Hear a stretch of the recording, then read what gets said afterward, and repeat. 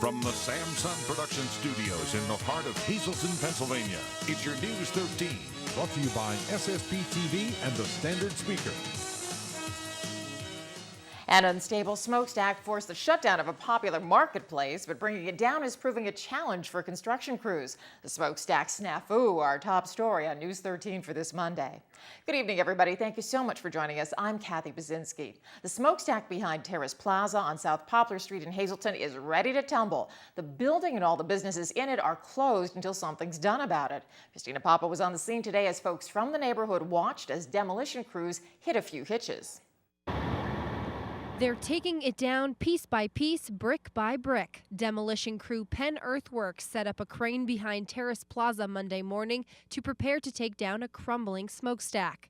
But demolition plans came to a halt this afternoon until the construction crews could get the okay to begin working. We're just waiting for our water truck to come in from a project around Bloomsburg and waiting for another firm to do air quality testing.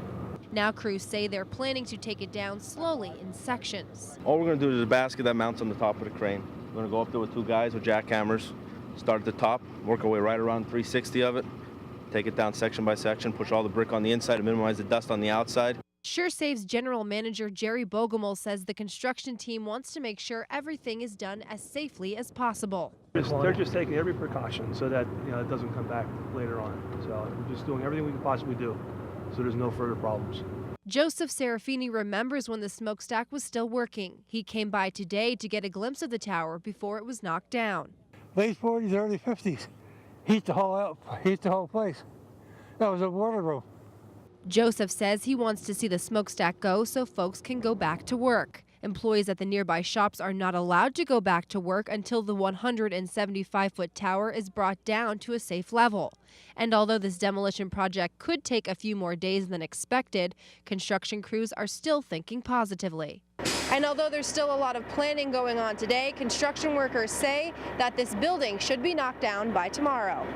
Employees at the scene say if the city allows them to, they hope to be back to work by tomorrow. Although the tower is set to raise, the property owners still need to pay $650 in fines owed to the city before the building can be considered uncondemned. Christina Papa, News 13, Hazleton. It was a crazy night at a Hazleton nightclub. It had to be evacuated when somebody set off a container of pepper spray. Hazleton police say it all began when a group of women got into a fight inside King's Lounge on West Broad Street. Some point, just around 1:30 a.m., somebody pulled out a canister of pepper spray and set it off. There were about 200 people in the bar when that spray went off. The bar was evacuated and the owners called the police. Investigators say the women who were involved in that fight took off before the police arrived. Hazleton Fire Department did respond and used huge exhaust fans to ventilate the building and get all that pepper spray outside. A few people came in contact with the irritating spray, but they refused medical treatment. Well, a trucker from out of state is lucky to be alive after he crashed his rig into an embankment along Interstate 81 on Sunday morning. State police say the trucker from Illinois was driving northbound on the interstate when he reached for his cell phone and lost control of the truck. When the man veered onto the shoulder of the highway as he tried to overcorrect, then the rig hurtled across both northbound lanes, through a grass median, continued across both southbound lanes before he wiped out a guardrail and went down an embankment. No word on his condition, but as you can see, it took responders, tow trucks, even a bulldozer to clean up the mess and haul the tractor trailer from the accident scene. Well, it was the start of a new tradition this weekend, and hundreds of people hit the streets in Pottsville for the first ever Jingling Light Logger Jogger 5K run. As Stephanie Gorney shows us, it was plenty of fun for a good cause.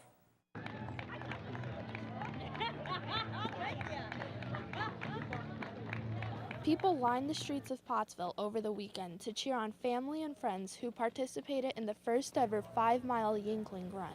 It was organized by some race people in Philadelphia. They asked us if we'd be receptive to organizing this thing. It's a fundraiser for the troops that are overseas, and it's been very well attended. I think it's sold out in about 2 days, 2,500 runners.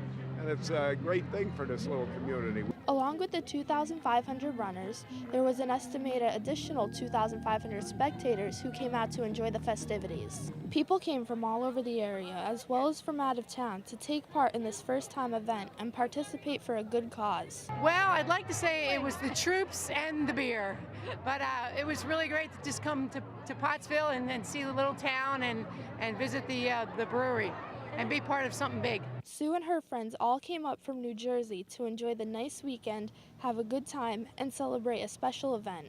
She signed us all up for the race because I love Yingling and it was my birthday, so she signed us all up for the race. So I'm psyched to be here. This was really awesome because I expected to come and cheer, and it's such a great cause and such a fun day. I decided, what the heck, give it a try, and it was great. This race drew such a great turnout that people are already thinking to next year and hope that it returns again. It looks like it's a big success, and yeah, well, if they want us to do it, we'd be glad to do it again next year or whatever. Stephanie Gorney, News 13, Pottsville. Well, it is a taxing time, but if you waited until the last minute to do your income taxes, that last minute's arrived. Tax preparers are urging everybody who did not already take care of their taxes to get them done. However, thanks to electronic filing, you are able to file the taxes up until midnight tonight. Now, the staff at Liberty Tax in Hazleton say they'll be on hand until about 11 tonight to help you with your taxes. They've seen an increase in people waiting this year and plan on working late tonight. This year, I've seen a lot more people waiting till the last minute than in prior years. I'm not quite sure what happened or what the rush is, but it's actually been much busier in the last day or two than it has been in any other season, I think. And if you think that you're not going to have your taxes done on time, you can file for an extension. This extension, however, is only an extension to file, but doesn't give you an extension to pay any taxes you may owe. And still ahead on News 13, you know what they say about April showers? Well, we got them, and we'll tell you how long in News 13 weather. And then a proud moment for some local scouts and their families. We'll tell you how their big honor is the result of their helping the community when News 13 continues. Well, it's been beautifying Pennsylvania roads and public spaces for over 30 years, but it won't get done without your help. Christina Papa finds out how you can become part of the Great Pennsylvania Cleanup in our area.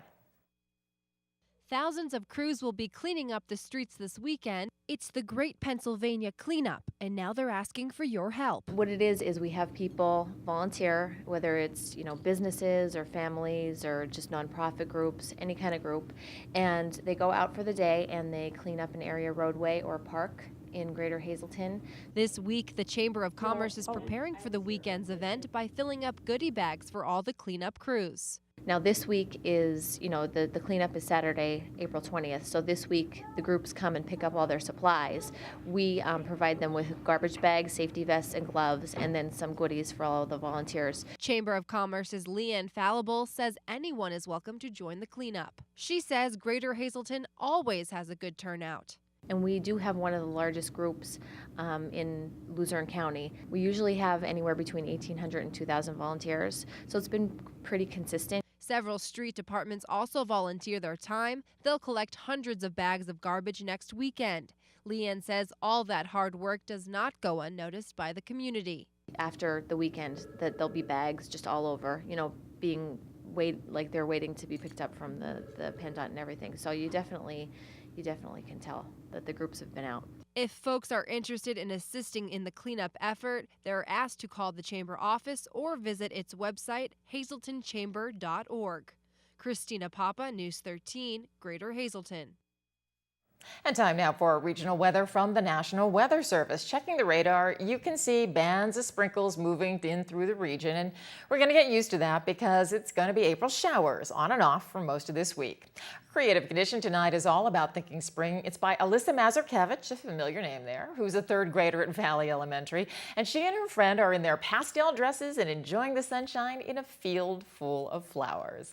Now let's take a look at News 13 weather from the National Weather Service for Greater Hazleton. Tonight, a chance of sprinkles right through the evening with a low down to 43 degrees. And for Tuesday, cloudy with scattered showers developing late afternoon with a high near 64. Showers and thunderstorms overnight with a low down to 47 degrees. And heading to Schuylkill County tonight, a slight chance of showers through the evening with a low down to 42 degrees. Then for Tuesday, slight chance of morning rain or drizzle right through the morning and into the afternoon with a high near 64. Showers likely at night with a low around 48 degrees. Well, it was a special weekend of achievement for some Boy Scouts from the Freeland area. Stephanie Gorney was there as they achieved Scouting's highest rank. This is a big deal, and it's a huge deal because there are 6 Scouts getting their Eagles today, which is just a tremendous achievement. 6 young men and longtime friends all achieved something great over this past weekend. After many years of hard work and dedication, the friends finally became Eagle Scouts. These young men could not be more excited to receive the honor. It's extremely exciting. I worked really hard to it, along with the rest of my friends who made Eagle Scout. We're just so excited that it's happening, and can't wait to help the other Scouts through their way to Eagle. This was not an easy rank for the friends to achieve, and they had to overcome many obstacles to get to this point. The biggest thing on the Eagle is they have to do a community project. They've all had different projects along the way, and they have to prove their leadership, and they're able to run projects and achieve 21 merit badges. 12 of those are required, and they're not easy. Along their journey, the group learned many valuable lessons on how to get through life. Leadership you learn, not to procrastinate, get things done when it needs to be done. And it's been all a good experience, life learning. The friends were extremely happy to have each other to get to this moment and work towards this great achievement together. It's the most exciting thing ever. It's so cool to look at all my friends again, seeing them also become Eagle Scouts when we saw each other move from rank to rank. Next, the group will become leaders and help other young Scouts to work towards their Eagle rank. Stephanie Gorney, News 13, Freeland. And congratulations to all of them. Now let's check the winning Midday Lottery number. Good luck if you played. The daily number, 373. Big 4, 4304. Quinto, 74631. And the treasure hunt, 1, 2, 12, 21, 24. But wait, there's more. There was a double draw today in the Big 4. That winning number is 3734. Hope you won.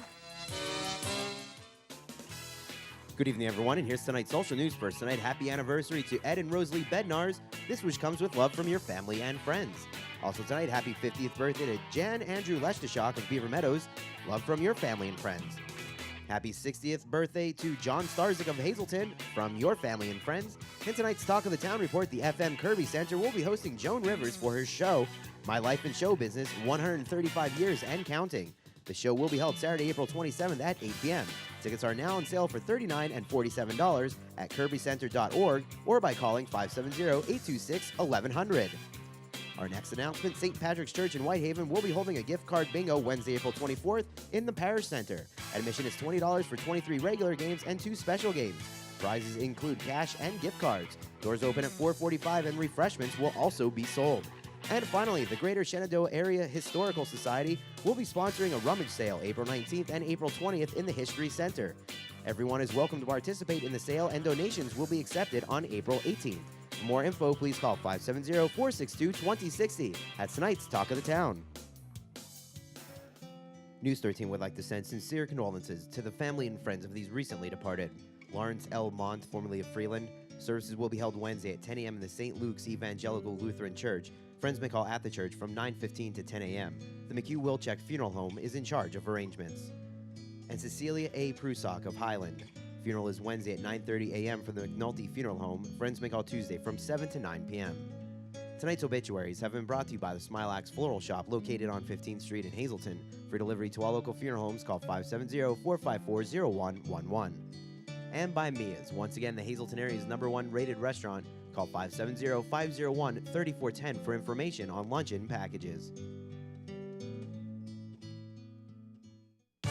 SSPTV Sports on News 13 with Fred Barletta Jr.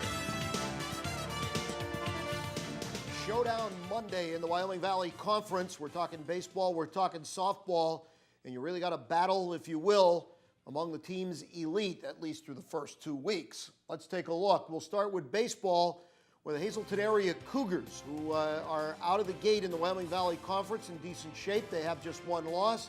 They travel to Berwick. This is actually a makeup from last week when they got washed away. Berwick seems to be the team to beat so far. They're undefeated in Division I. So the Cougars trying to even things up this afternoon as far as the early standings go. Meanwhile, MMI goes to GAR. There you see the Schuylkill end of things, including Schuylkill Haven going into Marion and Tamaqua at Pottsville. Softball, well, this is indeed a showdown. You got the Lady Cougars and you got the Trojanettes of Nanticoke. The last couple of years, this is what it's come down to. Nanticoke has won Division I 4 consecutive years. Right now, both teams are undefeated. It's awful early, but you know this is going to go a long way in deciding who's going to win that division again. So again, Trojanettes, Lady Cougars playing right now. It's going to be at Donnybrook. Meanwhile, same matchups with MMI and GAR. And you can see with softball, it's Williams Valley coming into hometown to take on Marion, and Tamaqua goes to Pottsville. Same matchup. The Raiders and Tide on the track down at Memorial Stadium in Pottsville. And you got Weatherly, Marion in a tri-meet over at Monroy area. Tennis finds the Spartans in town to take on the Cougars. And in volleyball, Hazleton area traveling on the road to Coughlin. Well, our Russ Kanzler had himself a decent weekend. You take a look at the numbers. Kanzler was 5 for 13 over the weekend, and he capped it with a big day yesterday. He had a double, a triple.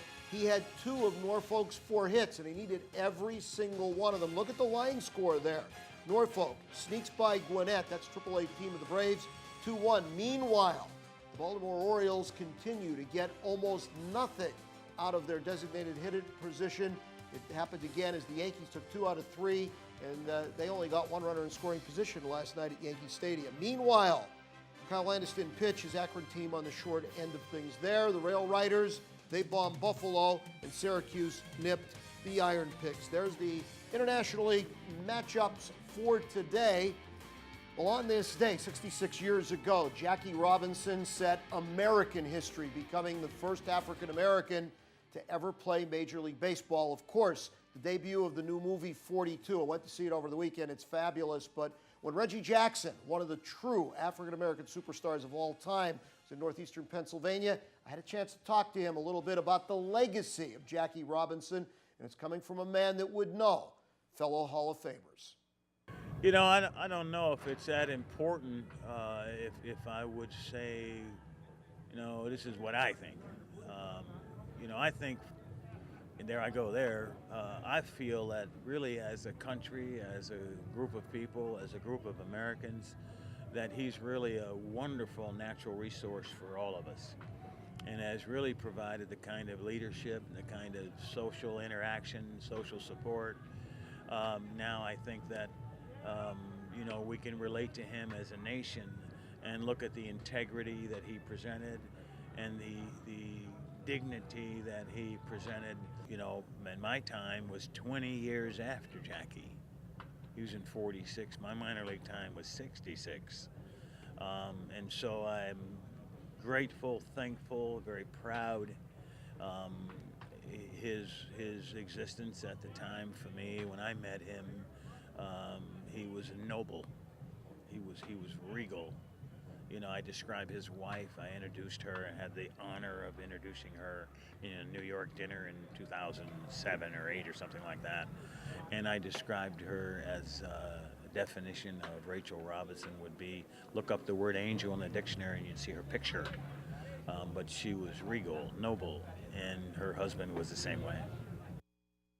It's been something everybody's been waiting for. The area's newest state-of-the-art facility is now open.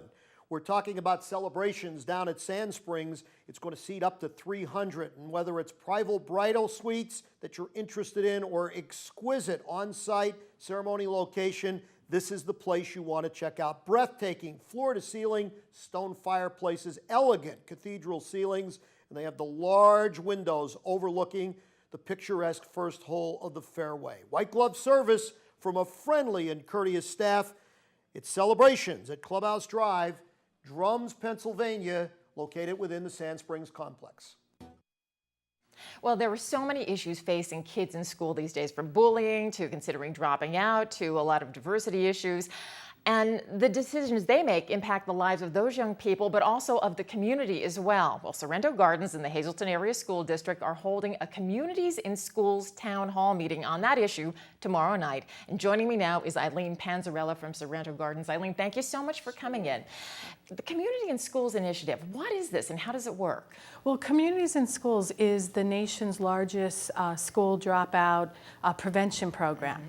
And that's so we heard about this and we wanted to be a part of it, and we thought this would be a good fit for our community. And what it does is that it's actually a collaboration between community agencies and the school district in helping to lower the dropout rate and just maximizing a student's educational potential.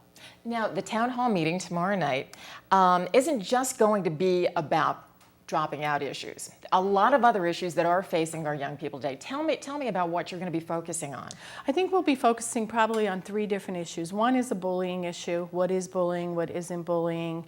We're also going to be talking about drug and alcohol, which is a big issue in our community, and also the cultural disparity and some of the cultural attitudes towards education. And then trying to talk about different community resources that are available.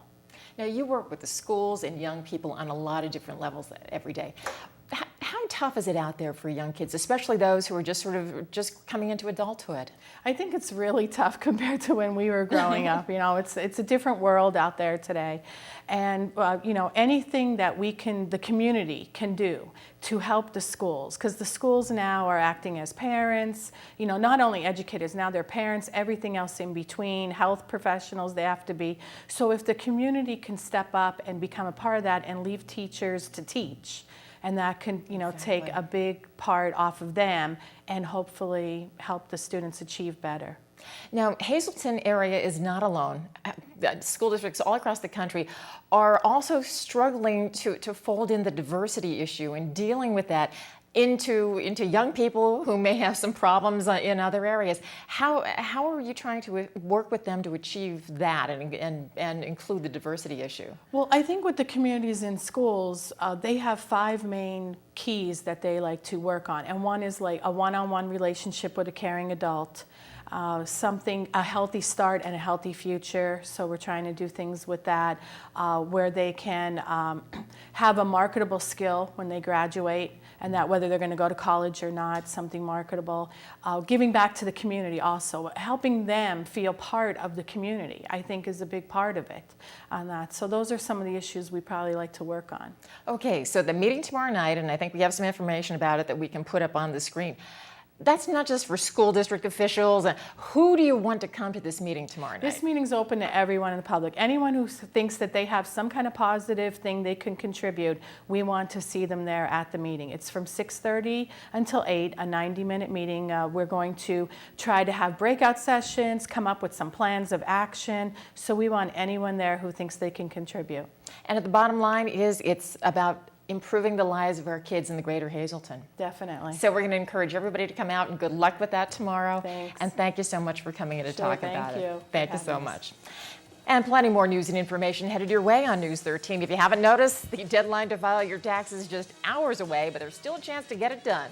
That story and much more news when the 13 crew comes right back.